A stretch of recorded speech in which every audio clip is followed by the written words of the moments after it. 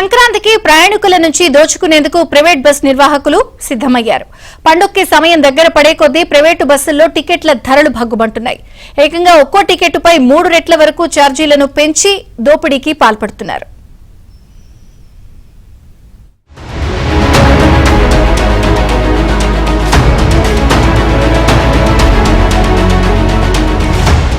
తెలుగువారి పెద్ద పండుగైన సంక్రాంతికి ఉద్యోగ ఉపాధి నిమిత్తం ఎక్కడెక్కడికో వెళ్లిన వారంతా సొంతూళ్లకు పయనమవుతారు. ఒక్క హైదరాబాద్ నుంచే ఏపీకి లక్షల్లో తరలి వెళ్తూ ఉంటారు. ఇందుకోసం నెల ముందే టికెట్లు రిజర్వేషన్ చేసుకుంటారు. ఆర్టీసీలో సాధారణ ఛార్జీలు వసూలు చేయడంతో పాటు రాను పోను టికెట్ బుక్ చేసుకున్న వారికి టికెట్ ఛార్జీలో రాయితీ ఇస్తూ ఉండటంతో సీట్లు దక్కించుకునేందుకు ప్రయాణికులు పోటీ పడుతున్నారు. హైదరాబాద్ నుంచి రాజమహేంద్రవరం, కాకినాడ, విశాఖపట్నం, శ్రీకాకుళం, విజయనగరం తదితర ప్రాంతాలకు వెళ్లే బస్సుల్లో టికెట్లు హాట్ కేకుల్లా అమ్ముడుపోయాయి. ఈ నెల 11, 12వ తేదీల్లో హైదరాబాద్ నుంచి కోస్తా ఆంధ్ర, ఉత్తరాంధ్ర వైపు వెళ్లే అన్ని బస్సు సర్వీసుల్లో టికెట్ బుకింగ్లు పూర్తయ్యాయి. హైదరాబాద్ నుంచే కాకుండా విజయవాడ నుంచి కూడా ఏపీలోని పలు ప్రాంతాలకు వెళ్లాల్సిన బస్సుల్లోనూ సీట్లు లభించడం లేదు. పండుగ తర్వాత తిరుగు ప్రయాణంలోనూ ఇదే పరిస్థితి.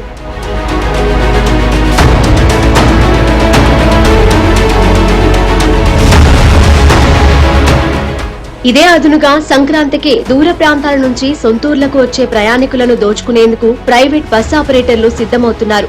పండక్కి ఎలాగైనా సొంతూర్లకు చేరుకోవాలన్న లక్ష్యంతో ప్రజలు సిద్ధమవుతూ ఉండడంతో భారీగా ఛార్జీలు పెంచేస్తున్నారు. 3 రెట్ల వరకు ఛార్జీలను పెంచి దోపిడీకి తెరతీస్తున్నారు. దూర ప్రాంతాలకు వెళ్లేవారు స్లీపర్ బస్సులకు ప్రాధాన్యమిస్తారు.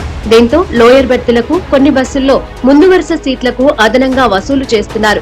ప్రైవేట్ స్లీపర్ ఏసీ బస్సుల్లో హైదరాబాద్ నుంచి విశాఖపట్నానికి గరిష్టంగా 7,000కు పైగా వసూలు చేస్తున్నారు. సాధారణ రోజుల్లో హైదరాబాద్ నుంచి విజయవాడకు 600 రూపాయలకే ప్రయాణికులను తీసుకొచ్చే ప్రైవేట్ బస్సులు ఈ పండక్కి ఏకంగా 2,000కు పైగా మేర వసూలు చేయడానికి రంగం సిద్ధం చేస్తున్నాయి. ఈ నెల 11, 12, 13వ తేదీల్లో సొంతూర్లకు వెళ్లే వారిని 18, 19, 20వ తేదీల్లో ఇక్కడి నుంచి తిరిగి హైదరాబాద్ కు వచ్చే వారిని టార్గెట్ చేసుకుని ధరలను పెంచుతున్నారు.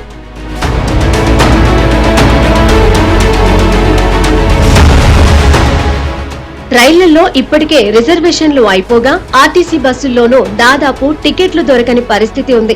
విమాన టికెట్ల ధరలకు రెక్కలొచ్చాయి. దీంతో పలు ప్రైవేటు బస్సుల యజమానులు అడ్డగోలుగా దోపిడీకి తెరతీస్తున్నారు.